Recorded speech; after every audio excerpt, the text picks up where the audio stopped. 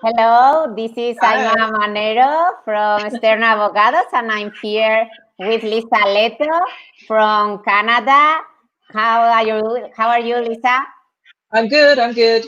I'm used to being at home now. We are listening. We are already listening the class Like, to all yay. the all the doctors and all the sanitary people. And I was Mhm. not thinking about this. Maybe the next time I have to start at 10 past 8. 8:50. Yeah, exactly, Yeah, me exactly. too. So, well, Lisa, thank you very much for being here. I just going to explain to the people why I chose you for our first guest here in our life, and it's because you were one of the not the first, but one of the first clients and one of the first clients that you have passed all over different procedures because Mhm. you were an auxiliar de conversación, you were changing programs, that this there was some misinformation there Mhm. that we are also going Mhm. to review because still now I receive the same questions, and also you did something that is very, I think, very useful for auxiliares de conversación, that is changing for freelancer before 3 years, Yeah, because people are used to read about modifying a student to work permit after 3 years, but a lot of auxiliares de conversación come here to Spain as a way to come here and have Mhm. like a first salary, but it's not Mhm. really what they want to do. They want to start their own business, and this Mhm. was your case. You were ready Yeah, to do your own business, and you didn't want, if it was possible, you didn't want to wait for the 3 years. I didn't want And you didn't want to. to. No. But now, because from your case, you remember we have to fight a lot. Also at the consulate, they didn't even know what Mhm. we were talking about. Yes, I think I may be the first one from my consulate in Canada too. For sure, Mhm. for sure, Mhm. there were totally missed in the procedure, but from there we still have to explain it a lot to the Mhm. consulate, but they are more used to do it here in Madrid and also Mhm. at the consulate. Yes. So explain a little about yourself, Lisa. Sure. I'm Lisa. I'm from Newfoundland in Canada, but I've lived all over Canada. I came to Spain in 2013 as a language assistant. Um, I have wanted to start a business probably for 20 years, and I didn't. I was trying to figure out how to do it in Spain, even though I didn't really know, but I was looking for answers all the time. And so I did the language assistant program for 2 years with the ministry.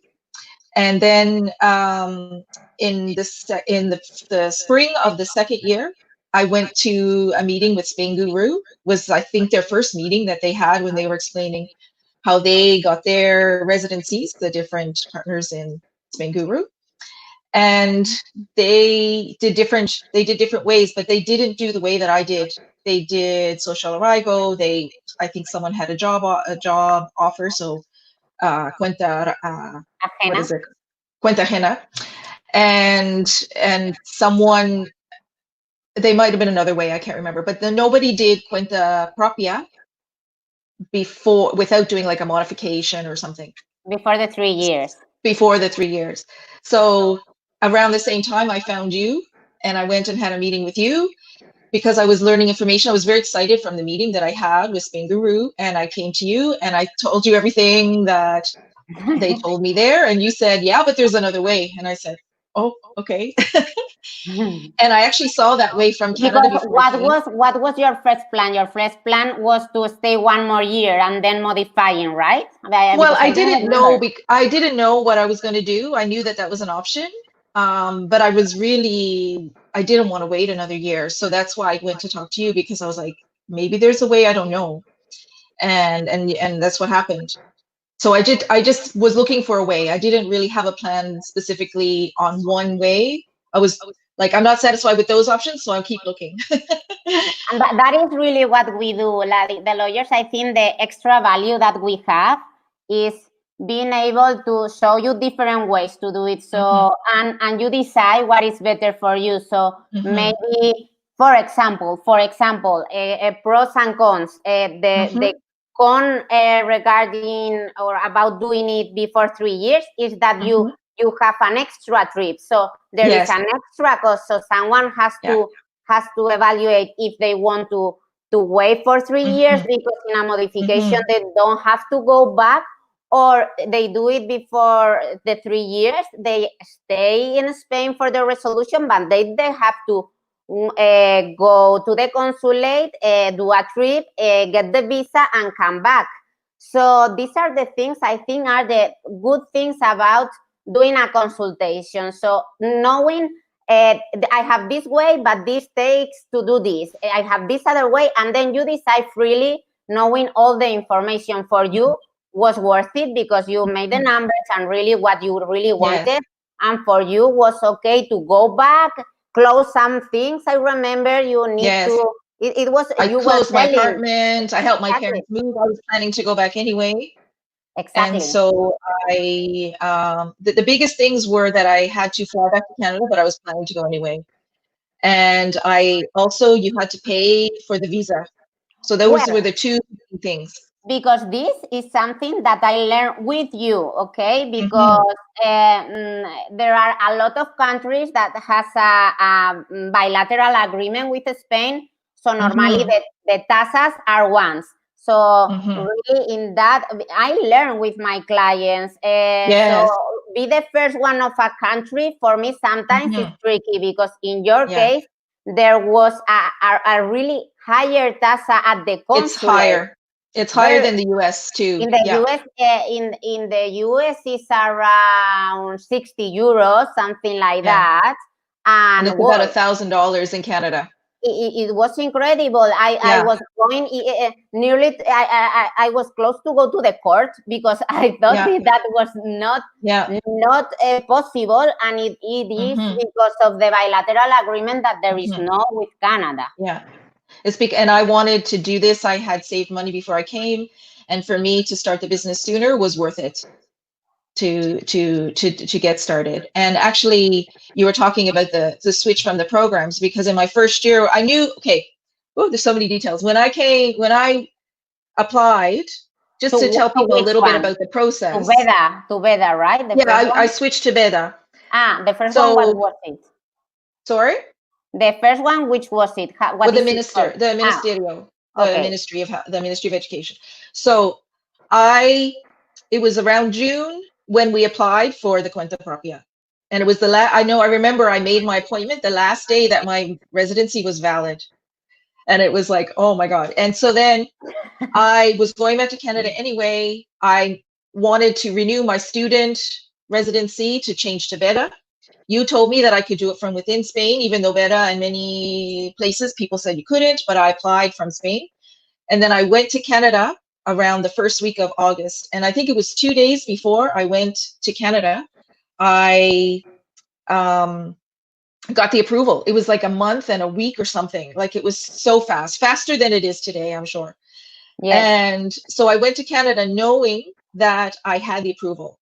And I was still waiting for the beta approval, but I think when I was in Canada, I got that as well. The residency approval. Lisa was like playing two strategies. Okay, so freelancer before 3 years. That the benefit about doing it in Spain and not from the home country is that you wait for the resolution in Spain, and you are right, and just you go back whenever you have the approval. So at the consulate, it usually is faster, for sure, faster than starting everything from there. But at the same time, which is a very good strategy, and I always recommend that, she was applying to another auxiliar de conversación program, just because if they deny the freelancer, what do I do? So she's I didn't want to take any chances. No, and she always prepares things very good. So she had also the Auxiliar de Conversación program as a backup plan. And you had told me that with the Cuenta Propia, I could still do the language assistant. And I checked with Beta and they were fine with that because I had my residency, but I couldn't do my business with just the student residency. Exactly. So, but with the Cuenta Propia, I could do both. Exactly. So in my first year, very good, I did both. Good.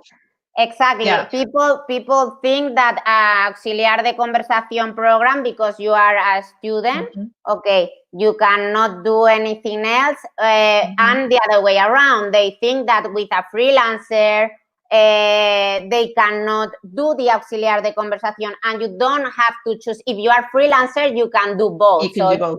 But I had to make enough money and pay taxes and pay the quota with the Social Security. And my income from the language assistant couldn't go towards my renewal. But it was still helpful, of course, to have that income. Of course. So just in case people think, they don't do enough work in their business and they can't just rely on the income from the language assistant. They have to do enough income to renew. Because I think the language assistant is like a scholarship or something like that. Well, it's a intermediate thing, and of course, it is an income that you can show to live, but it's not an income that you can show as that your business is working enough, because you are not invoicing. You are not invoicing this to Veda, right? You were not invoicing. Right? No. I was. Yeah. So that is why I was really lucky that I made enough money with my business at the same time. My school was very good at accommodating my schedule with my students, so it was very good. I was very lucky. And one of I remember, and this is something that they have to know, something that we were a little nervous is that we know in immigration that they really prefer companies as clients. So because when you do a freelancer, okay, I'm explaining to the others, not to you. Yeah. When you do a freelancer, you can have the very beautiful business plan that looks perfectly. But if you don't attach contracts with the business plan, for them it's not valid, it's not enough. You have to show your business plan with your credentials, with your profile, your resume. If you have a degree related, you show it. Yes. But what they really care about is having enough clients. So if you are saying that you can make a living of this, at least, I always say 1,200, but they have, and I think we finally show a little less, I think, or yes, it was less. But the week after, I got another contract, and we sent it in late. We had 10 days, I think, to bring in the extra contract. I talked about that I was working on it in my business plan, but it was signed after, and I think you went back and submitted it again, submitted the extra contract. And I have one business client so it was all private clients, one business executive, and then the other one that was with a pharmaceutical company. So and this is always my recommendation. So of course, law doesn't say anything about private clients, and I'm going to the court now for some denials with private clients. But I know from the beginning that they are a little skeptic and afraid about the private clients, because they think that they can be friends and not real clients. So the same happens with a company, but for them it's like they feel that a company will not do a fake contract. So when you are showing at least a mix, so maybe you have the majority of private clients, you had several private clients, but if you get, it was the majority, I think. If you get at least a company, it gets stronger, the application. Maybe I had 30% company in the end, 30% or company, and the rest were private, I think. And what I give you sometimes a trick or a clue, that is sometimes you don't have a company, but maybe your private client has a company. And if he doesn't care or she doesn't care, you can tell them, will you be willing to sign through your company instead of private classes for you, because immigration,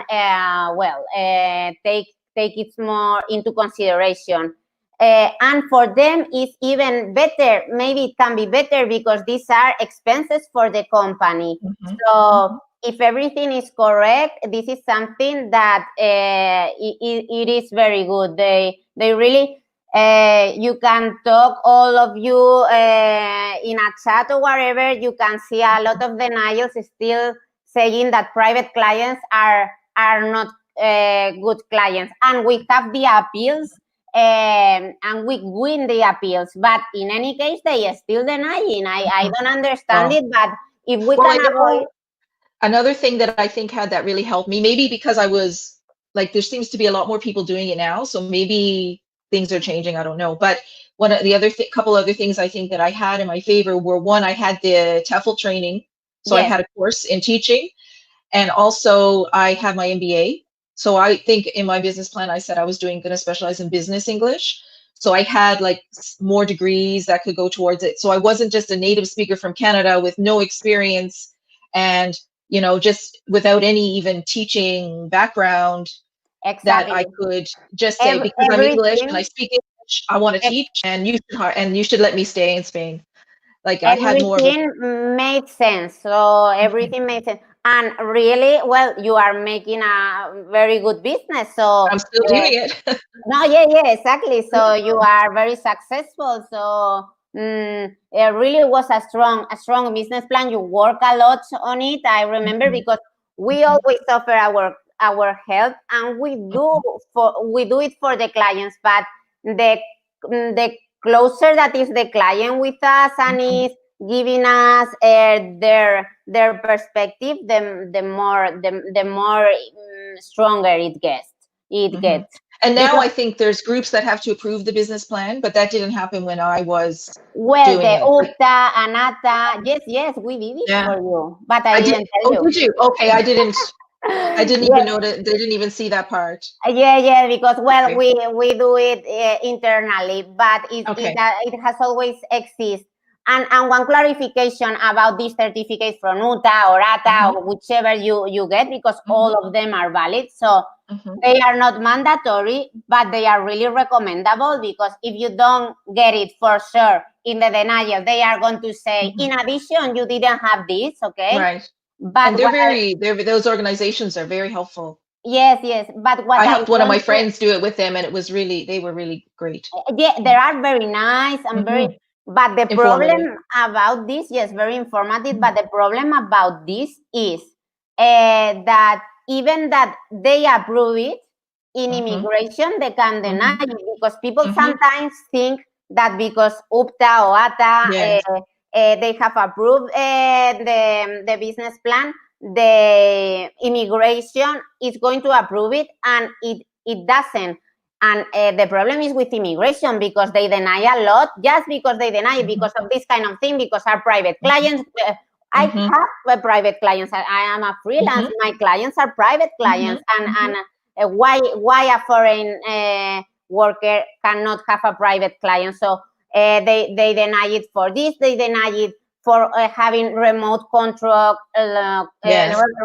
contracts, which Mhm, we have also hundreds of approvals with yes. remote And contracts. sometimes I have remote clients. And suddenly So, they mhm, to two applications they deny it. So that is what mhm, the good thing about having so many experience is that when we go to the core, we show, hey, this is just the same. She had remote mhm, contracts and was approved. Why mhm, not this one? But the problem mhm, is that immigration should work better, and mhm, not having to go to the court, because it takes time. mhm, And what my mhm. clients and all the applicants need And people is are to waiting. start working, the sooner the better. Yes. Yeah. I think I was Anything. the fastest one that I know that has done it. No, so now the problem is that they even have reduced. You were fast, but they've been fast in that year. The next year were Mhm, fast. mhm, The problem was that they even reduced more the people resolving, and and they changing, and that is what they are, why they are denials, because they don't know a lot, they are new, and Right. they don't know that they were being approved. Because when I started with you, this was because, and with all the clients, is because I meet with immigration and I explain, hey, look, this is a thing that is happening. So Americans, Canadians are very used to work remotely. This is the business there. Now it's getting here because all of this, we are getting more used to do this. But Americans and Canadians are, that is the reality for them 5 years ago. And I sit with immigration, I explain it, they understand it, and they start thinking over. But when they change people and you don't get to meet them, or the people are not so friendly, because some of the immigration bosses sit down with the lawyers to know about what is happening, and some others not. So this changed a lot with the resolutions, because they don't even understand why you are teaching English on a Skype platform. Well, because the business is like that, because there is a Chinese company very big that gives English teaching contracts all over the world, and they don't even understand, and they don't read it. But well, this is reality. I don't know if you want to tell us something more about you, or something that you think is special. Well, a lot of people wonder about the process once you go back to your country. So in Canada, I had to send my passport and the application to the consulate there. I left before I got my letter, and you faxed it to me because you had to go get it, because there's a letter that comes with your approval. I faxed it to the consulate in Montreal. They didn't contact me until they were processing everything. And then once they started processing it, I could contact with them. And it's very frustrating when you're doing the processes, waiting and waiting and waiting. But they did do everything within a month. So it was, they knew when I was coming back, and they had it. I had my passport in my hand about 5 days before I left. So it did work out. They asked me some questions. But it was fine. I had to do the criminal check. I had to do a medical. I had to go to the doctor and get a medical letter. You have to pay the fee, etc. Send your passport in Canada. You have to send the passport. But it worked out. But it's really stressful because you don't know what's going to happen. So let me explain it. Let me explain it a little. So when you do this before 3 years, okay, you apply from here. Normally, and it's much better before expiring, before your knee expiring, okay, at least getting the appointment before the knee expiring. But now there is a very new thing. I don't know if you know this, Lisa, and now we can do everything online because of the COVID. Now we shouldn't go to the appointment, and there is no the problem of getting the appointment. So now if someone wants to do it, appointments are hard. Appointments are hard, and now they were harder, but really harder. So this is a good thing. It is not needed an appointment because everything can go online. But the important thing is doing it before an expiration of the NIE, because if you do it, I did mine before. Yes, because if you do it after the expiration, they have to wait for the prórroga de estudiante to be approved, because they understand it that if you have done it after the expiration of your NIE, the only way you are legal is if the prórroga that you have, the 3 months to apply it, is approved. So you lose a lot of time. It's better to do the application before the expiration, okay? So if you do that, you can wait, even if you don't do a prórroga de estudio. Lisa did a prórroga de estudio to have a backup plan, and it's much better. But if you don't want to do it, I came back to Spain with 2 approvals. Yeah, exactly. But if someone doesn't want to do that, they can be in Spain, and they are legally in Spain, as long as they have the application done before the expiration, even if the NIE has expired and they don't have a resolution yet. So you can wait 1 month or 2 months. The problem about this is that they were taking even for 6 months now. This is going to change. So there are a lot of complaints, because they can also find the civil workers working there in immigration to be so late. So now it's going to change. They are resolving sooner again.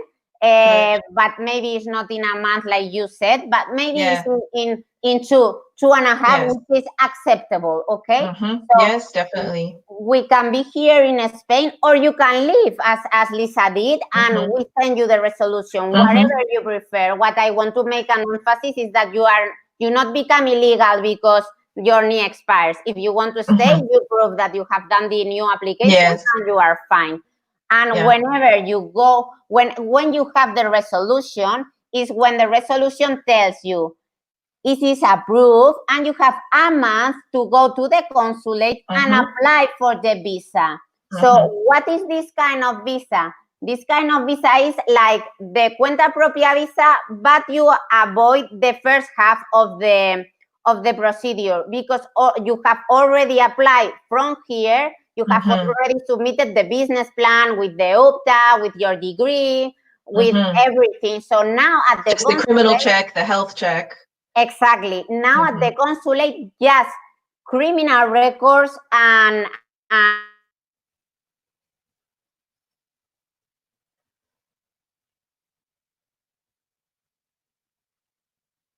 down, right?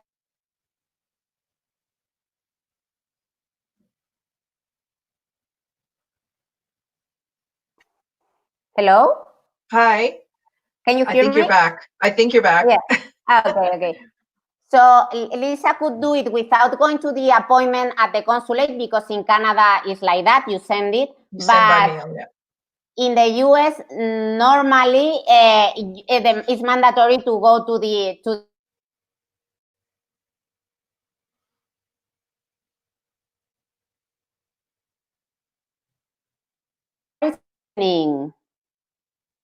Can you hear me again? I can hear you, but you're frozen. Okay. But can you hear me at least? I can hear that is important. Okay. That is the important thing. So then you go with the consulate with the and the medical certificate. Another thing that there is a confusion. If you get the freelance visa, you don't need private insurance, okay? Right. You don't need it. Some people, yes, it's an extra cost, and some people are not well informed. You don't need private insurance. There are some consulates that ask for private insurance. They are confused. So even it is published in their website with the information that they need. They even publish that they need private insurance. And this, for our clients, is like very strange that a public organization like public something that is wrong. But, well, Spain is different, and this happens, and we keep improving, but this is what makes I understand that some people, if they are reading something that is different from what I'm saying, they are afraid. They think, what about if Ainhoa is mistaken? But really, what we really look, the lawyers, is into the law, okay? And I try not to fight with the consulates. And if it's something that it doesn't, it is not very, very bad for you, I say, okay. But in the case of a private insurance, it makes a difference in the money. So maybe it's 50 to 70 euros per month. So I think that is worth it to fight it, because at least it's 5,000 to 7,000 that you are paying without needing that. So normally I fight those kind of things. Yeah, I know. So, well, I think we have explained a little the normal process. I don't know, Maria, if you want to keep now showing the questions, and maybe we can clarify more things, because normally we never talk about all the points. Then Gary say, hello, I've been living in Spain for 3 years and a half, and I'm still not able to find a job who can provide me with a work contract. So I was wondering if there could be a chance for me to apply for residency without a work contract, and what are the requirements? Thank you. this is very usual, and now maybe it's going to be even more usual because of the economic crisis. So one of the things you have really know what you want to do is freelancer. A lot of freelancers, they they decide to do freelancer because they don't find a company that wants to offer a contract. We offer to talk to the companies, because normally they understand it that it's not that hard, and more especially now that they don't have to go to the appointments, you can be able to find some. The other is the freelance, and of course the other one that a lot of people does is the non-lucrative, because with the non-lucrative there are people that are working remotely, because even that we will talk about that, but now the consulate says that you cannot work remotely with a non-lucrative. This is something that it doesn't is not set in the law anywhere, and you really can. So if you cannot get a job, that is the only other option that you can. There is So another like if they could do what I did, I think, in do cuenta propia, if they think they could be an entrepreneur, I think for a year, because once after a year you can switch, right? So exactly, maybe they do cuenta propia for 1 year and they find exactly. contracts like whatever. It's easier, I think, to get the contracts for cuenta propia than the cuenta ajena. Exactly. This is very good, Lisa. This is a strategy that a lot of people do, is doing freelancer because they get more contracts. Is for them is like not a commitment, so they feel more comfortable. And Right. after a year, you can modify. modify to cuenta ajena. And the good thing about being first a freelancer is that when they have worked with you for a year, then they feel more comfortable offering you the job offer. So And your social security payments are lower in the first 2 years too, so it's not, they can do the special tarifa plana.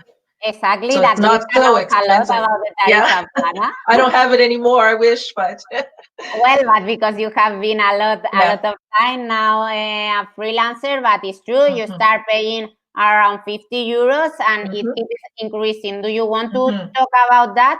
How it increased? Well, I can't remember exactly, and I know now it's longer. So I think I tried to look today. I think it's 60 for 2 years, and then there's an extra year in Madrid, but it goes up, Exactly. and the top is like almost 300, 280 or something. Mine is higher because I'm older. So there's different levels, and if you're under 30, I think there's other opportunities too. Exactly. And I'm sure that now with the crisis, they are going to even do more things about keeping It's it a really low. good plan. Yes. And tomorrow I'm going to talk about all the.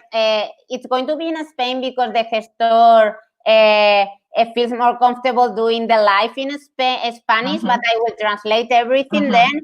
And just for you, if you want to know, we are going to talk all the ayudas económicas that Madrid is approving, especially Madrid, okay? Because Madrid is helping a lot. So there are state measures that we will also talk, but Madrid is giving even more helps. So it is important to be like updated about that, because maybe you have only a month to apply for it. So tomorrow I will do it in Spanish, and then we will translate it and we will post it in English.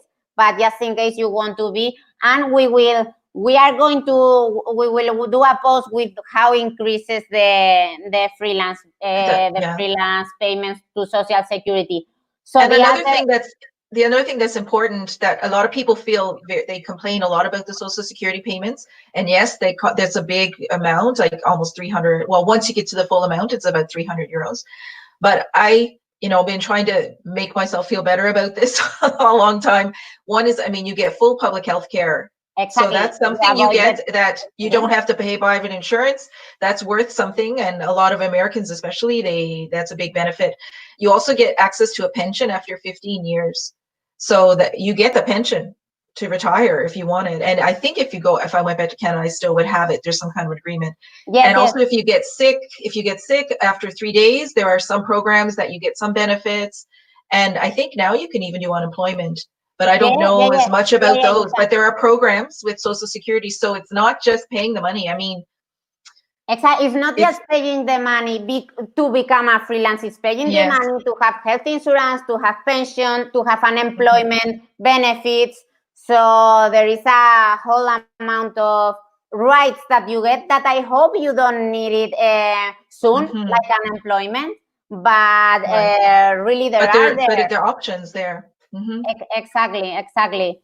So the third option, which is not bad if you really don't get anything, is the non-lucrative visa. You need Mhm. to apply from there, okay? The Mhm. only way to change to a freelance, to a non-lucrative visa from here is once you have a residency, not as a student, a residency. So imagine you have a freelance visa or a cuenta ajena. After a year, if you want to change to non-lucrative, you can. Mhm. But before, if you are a student, you cannot apply from here. You need to go back and apply from the Mhm. consulate. Another Okay, thing that's probably worth saying, because when you get cuenta propia, the first you renew it after 1 year, then you renew it after 2 years, then you renew it after another 2 years. And because I already had 2 years of student, last year I qualified for the long-term European residency, which I just obtained in December, and it's all finished. All the process is finished, and I'm just waiting to pick up my card, but I can't go get it. It's sitting in the office waiting for me. So, I mean, there are other steps that you can get to, and yes, that gives me exactly, more exactly. options. This is the first step. The student from a student to residency is first Hmm. step, Yeah. but then really you start really the process to get more and more rights because Hmm. as you are saying, the long term residency and the European Union one Yeah, is that's the one like I the have. Hmm. main goal to the people Hmm. because it gives you permanency, and the European one also like a door to Europe because it's not really Hmm. an automatic. We will do. I think I'm going to interview Stacy. I was talking to her about the long-term residency because there are a lot of people also asking for that because really when you get, for example, the European Union long-term residency, you need to have stable economic means. So Hmm. if you have them, whenever you are ready, apply for it because if not, imagine now you lose your job and it's not a good time. They can deny the larga duración Unión Europea. You can Hmm. apply for the other one, the one that is not Unión Europea, because there are two. We will do a whole day about a Hmm. whole interview about this. But the good thing about doing things in the right time and the sooner that you can is Hmm. that for example, now if your income decreases, there is no problem because you have larga duración Unión Europea. Phew. Exactly, even if you stop working, your Hmm. residency doesn't depend Hmm. in you making money, not anymore because I uh, didn't know that. That's great. yes. But I still want to make money. Exactly. I know you, and you love work, so you are not going to quit that. But Mhm. it's a relief that you know that you are not going, even that you are if you are going through worse economic situation, Mhm. is not going at least to affect your residency. So it's Yeah. very bad, And and you and one will important part go for me is to I can go home. I am able to leave and come back to exactly Spain more than so. more than now before. I can be away longer and still come back and not ruin my residency. So that's also very important with the long-term European Union one. Exactly, That was exactly. important for me. Hmm. I'm I not planning told on going you, anywhere, but I told you that Lisa has everything here and goes with a very, very, very focused plan. So you were a very good guest to teach people how they have to think. So Maria, any other questions? Yes. What are Okay, people asking? Mercedes. Can you combine visa types to meet the long-term residency 5 years requirement or any visa as long as you don't have any period longer than 90 days between them? I've been on a student visa for 4 years and looking to change to a residency visa like a cuenta propia or something, etc. for next year. So that mean it lose my 2 years towards long-term residency? No. So the good thing about that is that you need to know that for the long-term European Union one, so larga duración Unión Europea, because there are two. And if you are counting your student time for the larga duración Unión Europea, but you confuse, and you apply for the larga duración normal one, they are going to deny it because you don't comply with the requirements, because the larga duración normal one doesn't count the student time.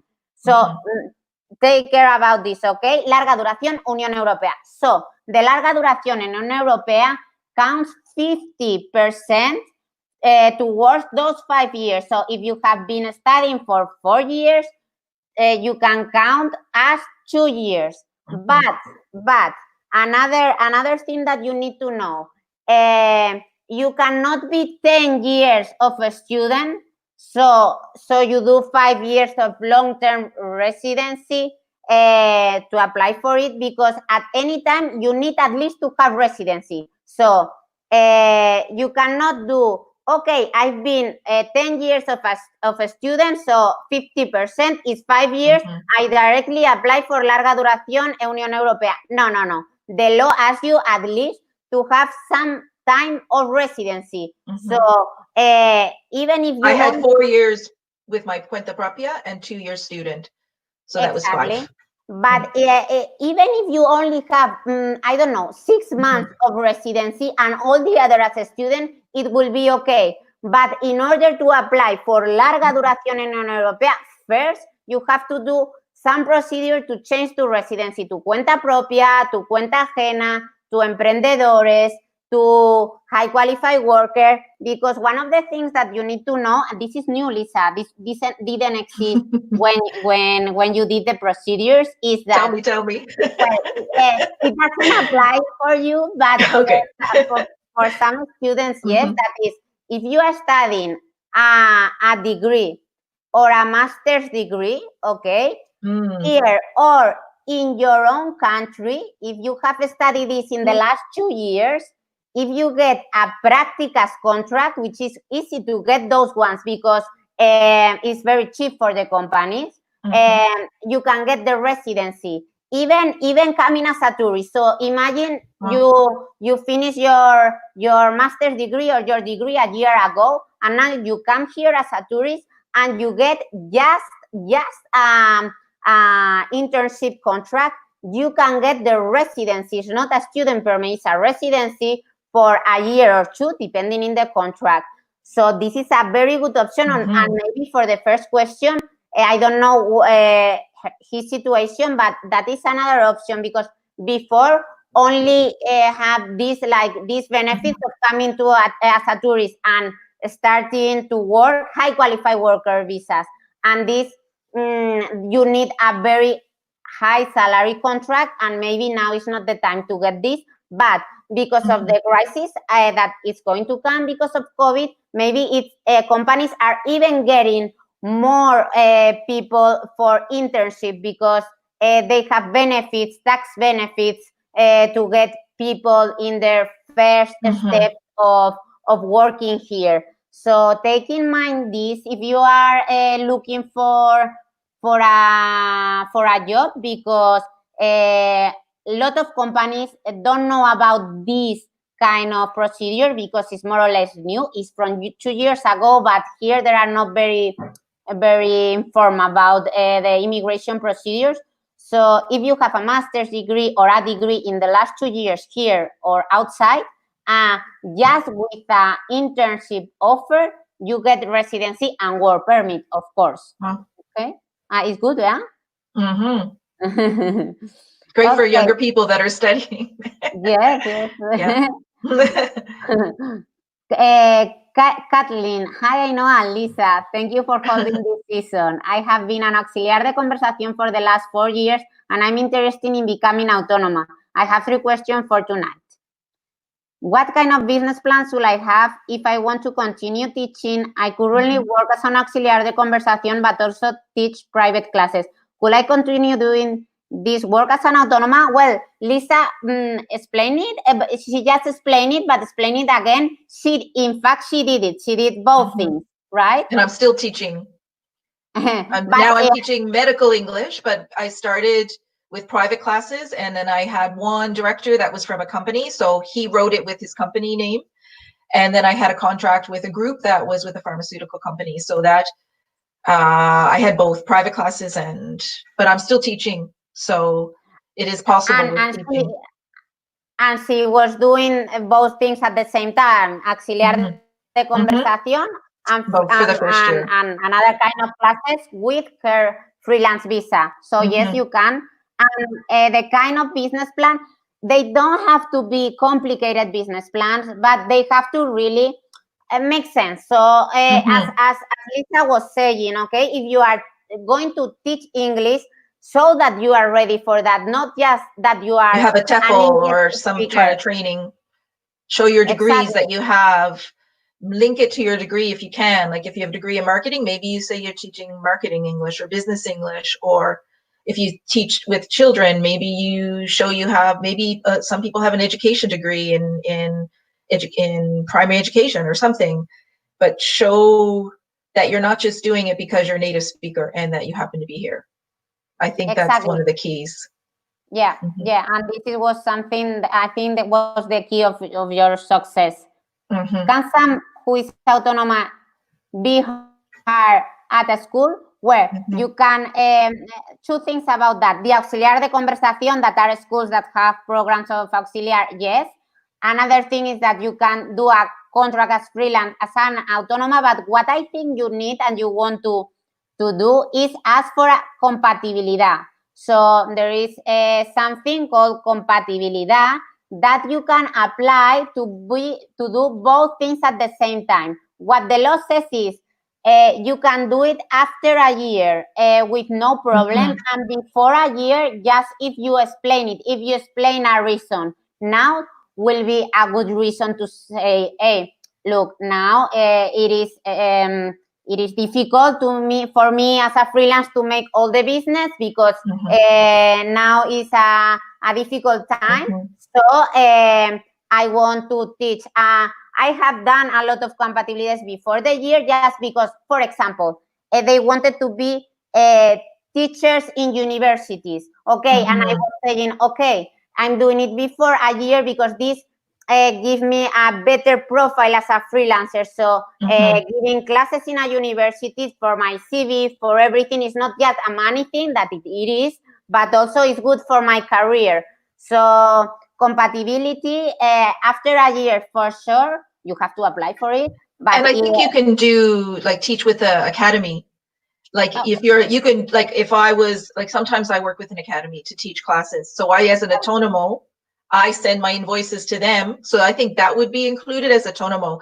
But you could do, so I don't know if that's what she's asking or if she's thinking about being a language assistant or teaching in university or as a real teacher in a high school or something. Because the academies love freelancers because they just want to modify the what they pay depending on the people that they are enrolled in the classes. But schools sometimes they don't, they need schools for children, for example, they need to have cuentas ajenas. They are like more serious about that kind of contracts. So maybe she wants to be a teacher in a school, and the school is telling her, then it's different. I need to hire you. I cannot. But maybe after a year. And before, after a year, for sure. And before also, I will not say this in the application. I will apply for freelancer, and then 2 months after, I will apply for the compatibilidad and say that the economy is a little bad, and that you will love to have compatibility and show the contract, of course. If you cannot, and if you have your autonomo though, also academies will hire you so easily. If you're looking for work, if you go in and they always ask you, are you a native speaker and are you freelance? Do you have autonomo? And especially now, because after, so before, they usually wanted British people just because it was easier, just because of the procedure. They always chose only I offer you the contract to do the freelancer visa, just if I don't have enough English teachers. But now English people are going to need to go through the same procedure. So you are getting more competitive towards getting those jobs as teacher, freelance or normal employee. But in the end, English people are going to be the same in the same situation as you. So it is good for the market for English teaching. And she says, what will happen if submitted a prórroga de estudiantes now, P auxiliar, but then later decided before June that I wanted to be autónoma? Nothing at all, Elisa. That's what I did. Exactly. And this I did both processes. Yeah. And then when I came back, basically I got the business visa, the freelance visa from Canada. And when I came back, I just gave them, I could choose which, I got the visa in my passport for the business one. I told the consulate I wanted the business one. And so when I came back, that's the one I had. So it didn't make any difference. I had both. And I think somehow the student one disappeared at some point once I got the business one. I don't know what happened to it. The thing is, you resigned to the student one, but you resigned to the student NIE because you had a better one that is the freelance, but not to the job. So you still can get, if you want, the auxiliar de conversación program. But you decide to get the residency permit because it's better than the student one. Yeah, exactly. So, Letta, what is categorized as freelance? It is including online jobs and selling online, and specific for the freelance job, minimum income certificate. How is tax calculated? So, well, very good question.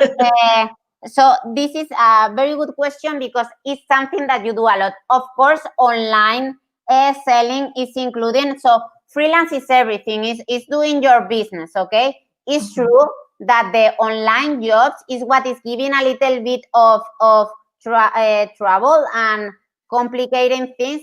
Sometimes we get refusals. We have a lot of approvals, but we have some denials because they sometimes they say, hey, to teach English, have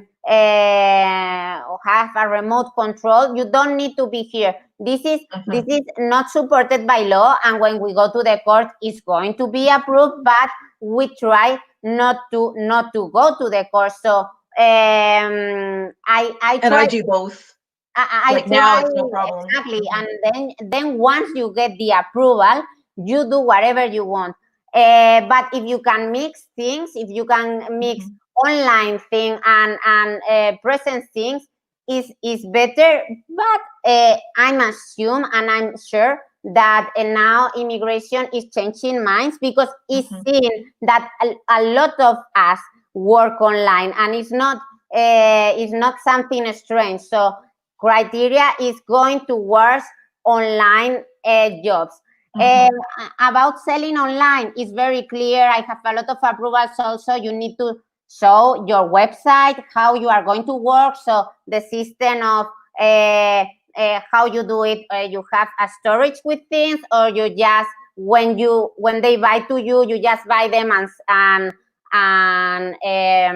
sell it. Whatever, how it works, you explaining in the business plan, and you show the real part that you have. So not only in paper, show already the website with a link, show the catalog that you have to sell online, show where you buy the goods, everything. The more real they see it and the more work they see behind the business plan is better. But everything that means you have a business, whatever you do, if it's legal, of course, is going to be inside the freelance visa.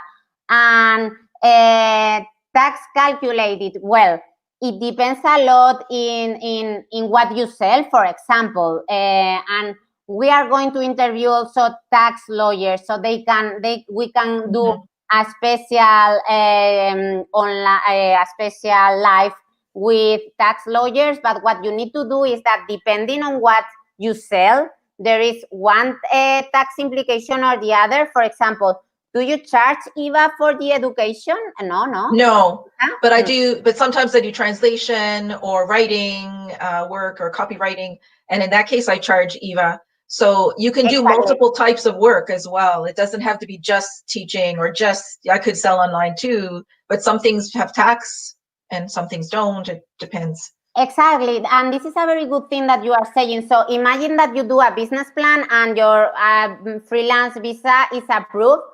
Then you are open to any activity. So you don't have to attach to what you said that you were going to do. You can do whatever as long as you're cuenta propia. Exactly, as long as you are invoicing. Exactly, as long as you are invoicing, as Lisa says, you can do translation, you can do maybe consulting, you can do whatever. Maybe you find a new opportunity in that first year that you can do as freelance, and you do that, and you have other invoices, and you make more money, and the hacienda is happy. Exactly. Sarah. Okay, Sarah Bradley. Hello. Hi, I arrived here just before the lockdown on cuenta propia and wasn't able to register as an autonomo or anything before the lockdown. Normally, you only have a month to do this, but I couldn't. I assume we are giving more time, but do you know more about this or can it be done online?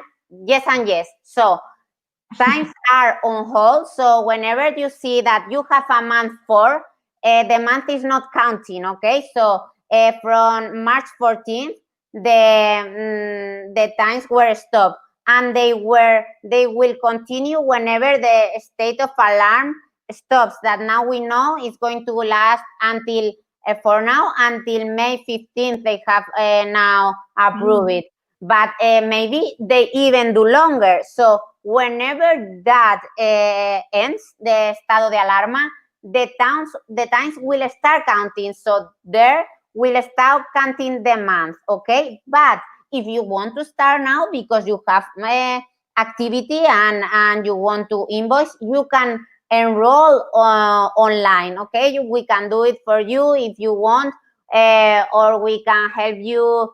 I'm very used to do it for the clients, but I think now online, if you want to do it yourself, you can do it with the digital certificate, I think, and we can help you do getting the digital certificate. So whatever you prefer, or you do it, you enroll as a freelance because we do it for you, or we help you, or you have already the digital certificate because you had it as a student, maybe because you could have the digital certificate as a student. So a lot of yes, a lot of good. And congratulations on your cuenta propia. Yes, congratulations. Susana Chic. Hello, Susana. I want to open a garment factory. How am I supposed to have clients contracts before I can even start the company or get investors? This is a question that is a very good question because a lot of people sit in my office and they tell me, but you are asking me for clients and I cannot get clients without the permit. But Lisa, it is something that when you explain it, they more or less understand because what you tell them, and you will now explain it. But what you need to tell is that this is a contract that doesn't have a beginning. In the beginning, we say that it will start whenever you have the work permit, and also that is not binding if you don't get the work permit. So the company is not afraid, or the client is not afraid for signing. It's like a promise of a contract, or it is formal. I think in mine, it has like all the information saying they want to do this type of relationship with me. It would be this number of hours at this rate. But at the end, there's also, and it starts when, of course, you're approved, when I'm approved as cuenta propia and I come back to Spain.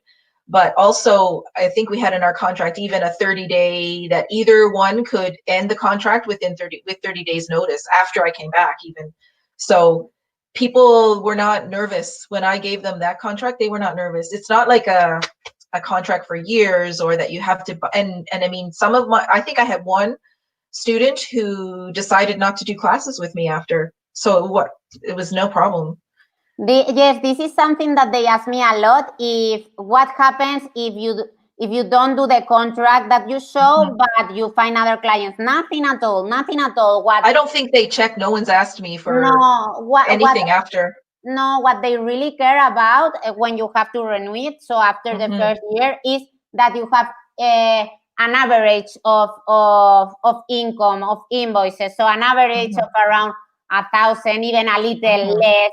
It is acceptable. You pay Social Security, you pay your taxes, but not to the contracts that you show. It can be because they understand that business can change, clients can change, and if this is if it's a store that you want to open or something that you really cannot, for example, for a gym, what I did is do pre-enrollment. So people were like pre-enrolling and getting some extra discount because of the pre-enrollment. So that way I could show some already clients, because it's not normal if you are not open to enroll to the gym. But I did this for my client and worked very well. Another thing, when you cannot do this because you are going to open a supermarket, then what they really focus on is having a rent agreement for the place that you are going to open there, and they will tell you, or you will be worried, and what about I cannot rent a place if I don't know if they are going to approve this? Okay, but we can also negotiate that kind of agreement, and we can negotiate that lease we cannot come in force if you don't get the work permit. So not all of the people will want to sign that, but for sure, and now more, there are people that will sign you this. So whenever there is not a private client that you can have the contract for time before, then you show that you have the website, you have the place rented, you have already, or in the garment factory, you have the already the people that are going to give you the sell you the material that you need to buy, or already agreements with the Corte Inglés, or wherever the things that you are selling are going to be sold to the final customer. So there are several ways to show that you really are going to do the business, and it's really what they just want to focus. So if they see, and you brainstormed a lot with me when I was doing my plan. We talked a lot, and you gave me a lot of advice because I was really nervous about this too. And you were like, well, and you said to me, if they don't understand this contract, I will call them. Of course. And I will explain it in Spanish. My Spanish wasn't so good back then. So that's also something that you were able to do. Exactly. We are, well, that is our value, I think. So when you are deciding if you get why to get a lawyer, if maybe I have my friend sample of a business plan, because there is a lot more value of just describing your business. It's explaining to your clients, if they need it, what is involving to sign those contracts, or helping you to have the draft contract is important. Exactly. Drafting you the draft contracts, explaining to them, or negotiating, helping you negotiating with the lease place that you need to get, or brainstorming, as you say. So maybe you are not getting companies, but why don't you ask this client that has a company to sign through the company? A lot of things that we do together, and that is why also we build a relationship of commitment and confidence. Because there's a lot of things I didn't know, and I didn't know how things worked in Spain, and so. And now you are an expert. And now you are an expert. I'm still learning. Okay, Vera says, is freelance visa a residency that can be counted towards citizenship? Yes. How much should be the minimum income for signed contracts? Okay, I try to advise that among all the contracts, all the income that you are going to get, try to show 1,200 euros. Mhm. I have approvals of 800 euros, but if you are, if I want you to put that in mind, because you will try that, and if you can get that, is better for you. If you cannot get that, but a little less, it is perfect. And for example, what I try to explain to my clients, if you are getting less contracts, let's show more money in savings, because what immigration needs to be calm is that if you are not getting in the beginning some clients, you don't become another person that they need to help, economic help. They need a to burden on the state. exactly a burden on the state. So they need to prevent that, and to prevent that, that is what they are asking you for clients. So if you don't And it get could be a lot of five. It clients, could be 5 or 6 contracts. Even it doesn't have to be one. It could be 5 at 200 euros each.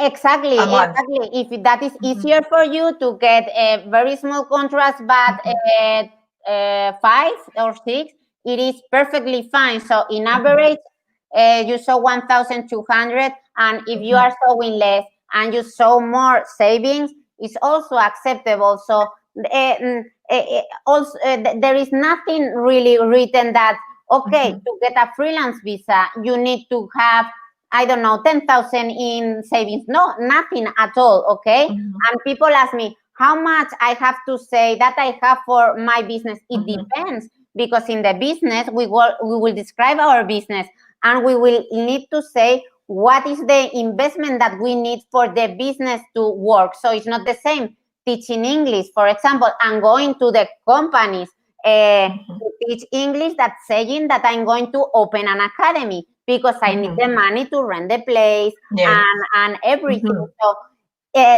depending on how you show your business is going to be run, we will have to show more or less money. And regarding citizenship, yes, all the residencies except a student, which is not a residency, counts towards a long-term residency and also citizenship. You know that the normal rule is 10 years of residency for citizenship, but it can be reduced to 2 if you have also a Latin American passport, and it can reduce to 1 if you are married to a Spanish citizen. So just for you to know, we will talk about citizenship because you need to learn something that is a little difficult to understand. That is that there is no agreement for double citizenship between US or between Canada and Spain. So really for Spain, you need to resign to the US or Canadian citizenship to be Spanish. But this is only like towards the Spanish ministry, because for Canada or for the US, it is not so simple to leave their passport, and they don't really, there are no cross data. It is strange, but it is. So they don't even know that you have resigned it. So we will talk longer about that, because it's a concept that is difficult, because you resign for Spain, but the US, for example, that we have a lot of more US citizens than Canadians that do this, the US don't even notice about that. So complicated. Okay, David say, I'm an artist, painter. My costs are very low. Is 6,000 in my bank account balance a good amount as minimum? Yes, it can be fine, of course, but you need to show how you are going to do it. First, are the galleries going to pay you for your pieces? So you need to show how you are going to do your money, because 6,000 and without contracts is not at all. If you don't have contracts, it's a non-lucrative, and it's 30,000 euros. Okay, for a non-lucrative to be here without working. If you are an artist, a painter, you need to show, I don't know, contract with galleries, with whatever, with hotels that wants art in the bedrooms. Whatever you can get, it is fine, and we can help you. But we need to show how you are going to do the income, okay? And 6,000, depending, is what we were talking about. if you say that it's not very expensive to create, then it will be fine. Well, Lisa, we've been 1 hour and 10 minutes. Oh, amazing. It gets quick, right? Let's do like 2-3 more questions, and I leave you go to rest. So, Hikari, is it generally easier for people coming from former Spanish colonies, Philippines, to modify their visa in an autonomous visa or other long-term residency options? Well, not really. For the residency, it is easier for the nationality in terms of time. Also, Philippines, because it was a colony, okay, is you need to be only 2 years as a resident here to ask for the Spanish passport. But for getting a work permit or a residency permit, you don't have any benefits. Only Chile and Peru has some benefits because they are not under the employment situation. So it doesn't matter if there is unemployment in Spain, that if they get a contract with a solid company, they get the work permit. But all the others, colonies and Philippines and all that, just for the nationality, they have a benefit that is those 2 years. Okay, Maria. Okay, Samson Fasoda. How many years in the duration of the European Union long-term residency? How many years? Is the duration. So 5 years, but it's really a permanent residency. So you can explain it. They give you a card for 5 years, but it's just, it's And really, you renew it.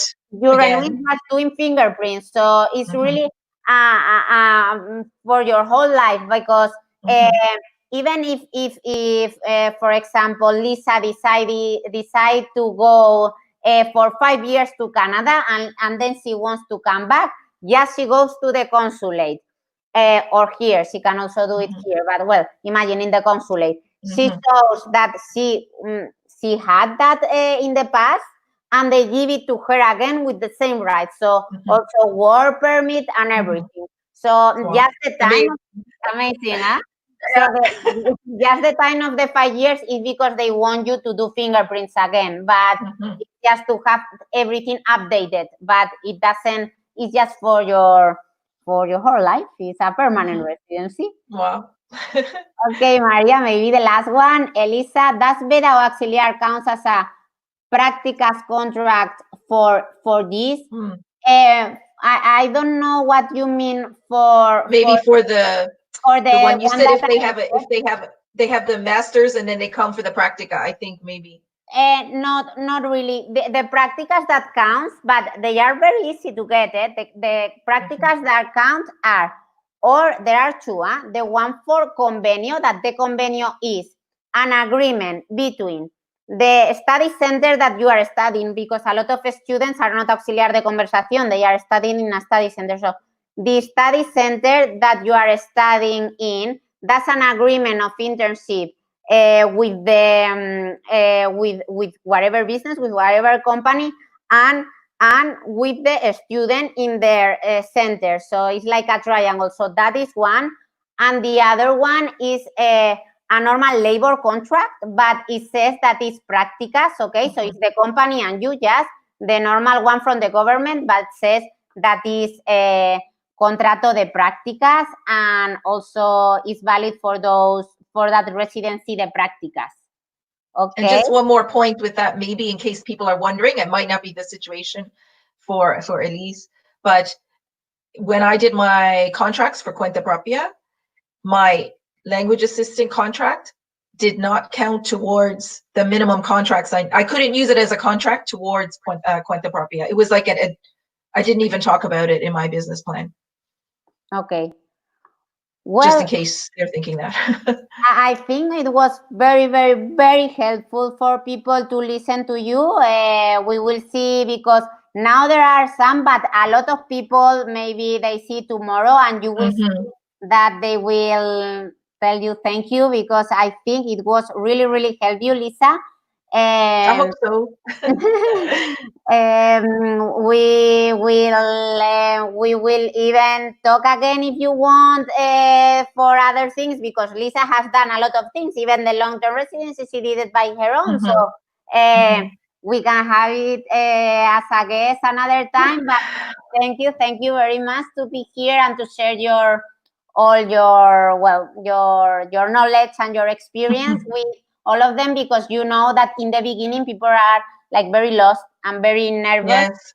And you were, and you have I was so solid with everything. And so it has been so good experience, I think, for you, that I think is a very good inspiration for all of them. Good, I'm happy. And if anyone has any questions, they can contact me too. Yes, she's always helping people. I see her in Spain Guru, always or answering, or even saying, okay, this I'm not sure, but this other. And this is a very good thing, because what I really get nervous about is when people say information that is not right.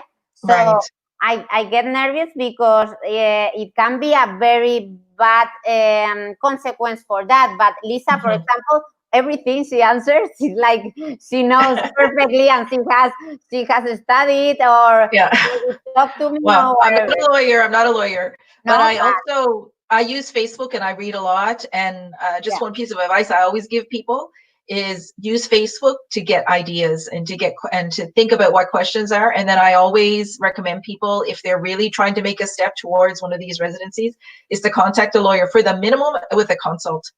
And ask your questions and say, like, am I on the right track? I mean, you don't have to make all the decisions in a consult. And I've had many consults over the years, and I look for everything, and then it's like, okay, am I doing this right? And then sometimes I need more help. So okay, Lisa, thank you so much. You're welcome. We keep in touch, and you will see, you will be busy tomorrow because a lot of people messages. So, well, thank you to Maria to be here, Raquel, that they are the girls that are answering at the same time, because we don't get to answer everything. And tomorrow, Lisa, if you want to see us, and all of you, it's going to be in Spanish, but then I will do the translation about, it's not really immigration, but are the economic health and measures from this government and from Madrid, because there are several, and maybe you can apply for both, to all of you, because of the rent apartments that you are living, or because health as a freelancer, or because you want the subsidy but you were not working for a year. So there are several situations, and we will try to talk about all of them. Okay, so thank you. Great. Bye. Great, bye.